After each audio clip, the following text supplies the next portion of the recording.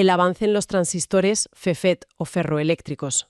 Ah, sí, la publicación de Science Advances es interesantísima. Los investigadores de la Universidad de Pekín han logrado integrar memoria y cálculo en un solo componente mucho más pequeño, prometiendo una reducción del consumo energético brutal de hasta 10 veces menos y generando muchísimo menos calor. Es un salto tecnológico de los que marcan época.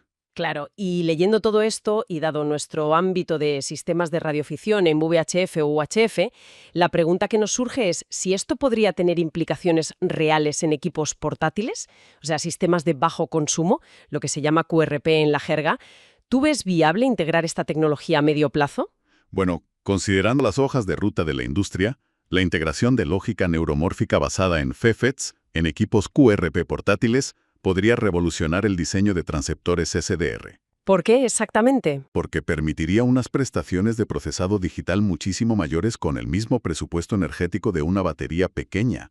Podrías tener procesamiento de banda base o generación de señales muy complejas en pleno monte sin agotar la batería. Hablando de consumir poca energía, las fuentes introducen un concepto fascinante: la transmisión ultralenta, conocida como QRSS. En una era de conexiones de gigabits por segundo, esto propone hacer exactamente lo contrario. Es un ejercicio de física llevada al límite. En el código Morse tradicional, un punto dura una fracción de segundo. En QRSS, la velocidad se reduce drásticamente. Un simple punto puede durar 3, 5 o hasta 10 segundos. Y al estirar la señal en el tiempo, el ancho de banda se comprime a apenas un hercio. Hay un dato en los textos casi inverosímil. Se documentó la recepción de una señal emitiendo con apenas 500 microvatios a 18.600 kilómetros de distancia. 500 microvatios, sí.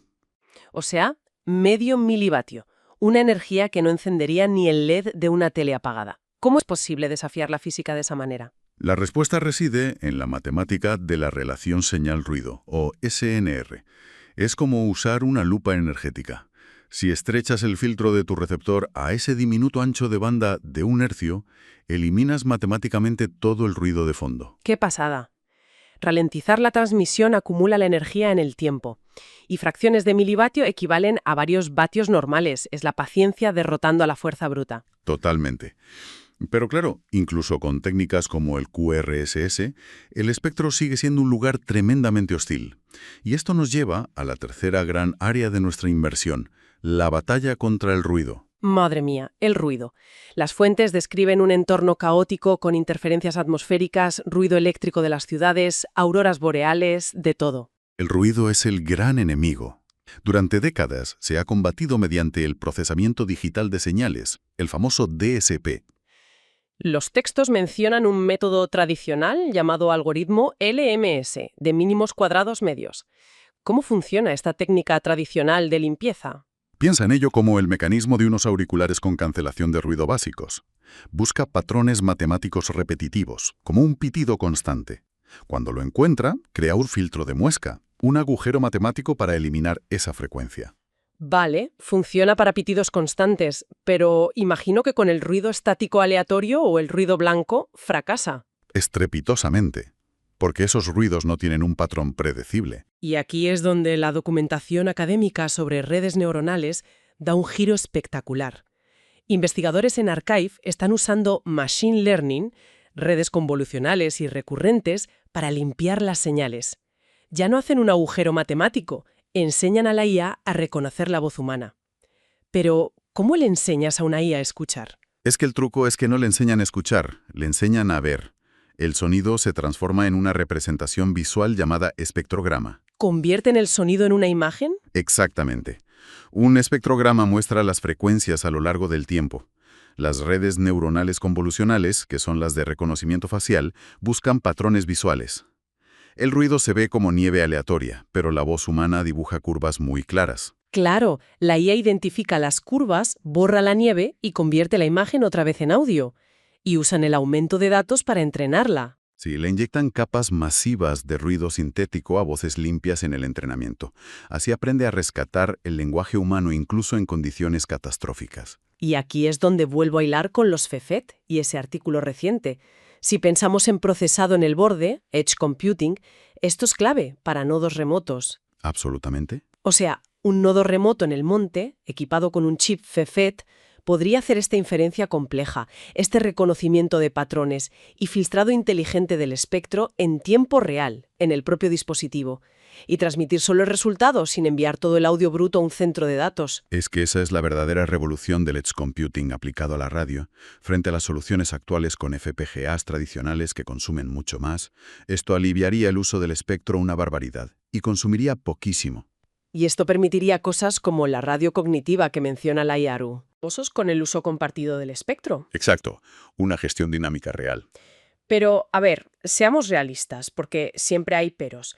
Es una tecnología emergente en laboratorio. Desde tu perspectiva técnica, ¿cuáles son los obstáculos para su adopción en nuestro hobby? Bueno, el principal reto ahora mismo es escalar esto fuera del laboratorio. Aspectos como la frecuencia máxima de operación. Hay que ver si serían útiles más allá de las bandas DHF o VHF bajas. Claro, y la robustez. Eso es. La robustez ante la exposición a altos niveles de radiofrecuencia, las variaciones térmicas en un uso continuo y, sobre todo, la linealidad necesaria para amplificar señales analógicas puras, sin distorsión. Y, obviamente, la disponibilidad comercial y el coste para el aficionado medio. Faltan años para verlo en nuestro escritorio. Pero orienta hacia dónde va el futuro. Ahora, cambiando de tercio, ¿por qué debería importarle esto de las comunicaciones y el espectro a la sociedad en general? Las fuentes nos sitúan en escenarios críticos de emergencia, destacando bandas como 3,5 y 7 MHz. Es vital. Estas bandas bajas rebotan en la ionosfera y viajan miles de kilómetros sin infraestructura terrestre. Hay un ejemplo muy gráfico en la documentación. Un gran terremoto en la bahía de San Francisco. La red eléctrica colapsa, las torres de telefonía se apagan en minutos. Y en ese vacío, operadores de radio despliegan antenas con paneles solares y logran enlaces vitales con Los Ángeles. En esas circunstancias extremas, usar una red neuronal en un portátil de bajo consumo para extraer un mensaje de auxilio casi imperceptible podría literalmente salvar vidas. Pero operar esto conlleva responsabilidades legales estrictas. Lo hemos visto en las regulaciones de la UIT. Por ejemplo, en Uruguay, para tecnologías IoT como LoRa, en 900 MHz aparecen constantemente límites legales de potencia, el famoso EIRP. ¿Qué es exactamente el EIRP? Sus siglas son potencia isotrópica radiada equivalente. Mide no solo la fuerza bruta del transmisor, sino cómo la antena concentra esa energía. Es como la diferencia entre una bombilla desnuda y esa misma bombilla en una linterna con reflector. Entiendo. Si concentras demasiada energía, interfieres los sistemas de otros. ¿Y qué hay de los ciclos de trabajo? Son reglas de convivencia. Dictan que un dispositivo automático no puede transmitir constantemente. Transmite un segundo y calla 99. Garantiza que el espectro no se monopolice y además no se permite música ni debates políticos en estas bandas. Esto nos lleva al factor humano, porque por muy buena que sea la IA, hay personas al mando, y la documentación menciona al temido Sadham. El operador amargado. Sí, el veterano que patrulla el espectro no para experimentar, sino para criticar y desanimar a los novatos. El comportamiento humano es la variable más compleja de cualquier red. Pero para esto, las fuentes proponen el código de conducta de la IARU. Un código basado en tolerancia y amabilidad, que no es solo ser educado, tiene una justificación técnica. Totalmente. Un entorno hostil desalienta la participación, y la resiliencia de una red se basa en los humanos que la forman. Si ahuyentas a los jóvenes que saben de IA y FCTs, la afición muere. Bueno, recapitulando este viaje increíble de hoy. Hemos ido de sintonizadores USB de 15 € a microcontroladores, transmisión ultralenta QRSS y finalmente IA y chips neuromórficos filtrando el caos. La radioafición moderna es el campo de pruebas de nuestro futuro hiperconectado, desde el Wi-Fi hasta el Bluetooth. Comprender esto nos hace valorar la red invisible en la que confiamos ciegamente. Y para cerrar, quiero dejar un pensamiento provocativo basado en la fuente sobre IA. Si entrenamos redes neuronales para reconstruir voces de un ruido casi absoluto basándose en lo que la IA cree que debería haber ahí, Ya sé por dónde vas. claro, ¿en qué momento exacto esa IA deja de limpiar la señal original y empieza a alucinar y generar por sí misma la parte del mensaje que falta? Es una paradoja filosófica brutal. Si la señal es un 1% y el ruido un 99%, ¿dónde trazamos la línea empírica entre escuchar un fenómeno real o escuchar la predicción estadística de una máquina? Es una pregunta profundísima para la próxima vez que dependamos de un algoritmo para filtrar nuestra realidad. Muchísimas gracias por acompañarnos en esta inmersión a través de las frecuencias invisibles que conectan nuestro mundo. A quien nos escucha, seguid explorando, mantened viva la curiosidad y nos vemos en el próximo análisis a fondo.